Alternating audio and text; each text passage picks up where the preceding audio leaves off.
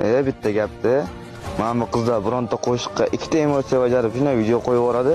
O'sha video rekka chiqib ketadi. Yoki biron yaxshiroq chiqqan videosini shunday o'zini qilib qo'yib yuboradi, o'sha video ham rekka chiqib ketadi.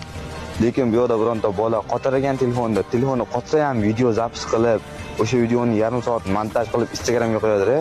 Nima bo'ladi? Kommentariyaga kirsang, botsan, o'yiningni qara, akkauntingni qara, telefoningni qotishini qara, so'kib tashlashgan. Undan nima ayb? Telefoni qotsa ham shu trener bo'lishni orzu qilib video zapis qilganimi? Yoki bloger bo'lishni orzu qilib o'sha videoni yarim soat montaj qilib Instagramga qo'yganimi? Eng yomon nima bilasizlarmi? Onadan so'kishadi-da. Onada nima ayb? Kim bola nima qiladi? Siras to'xtatadi.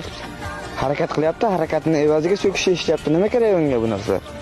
Qilgan mehnatiga bitta like bosib, kommentga bitta reaksiya qoldirib ketish yo'q. O'zbeklarda unaqa narsa yo'q, bir-birini so'kish kerak. Qachon birlashamiz?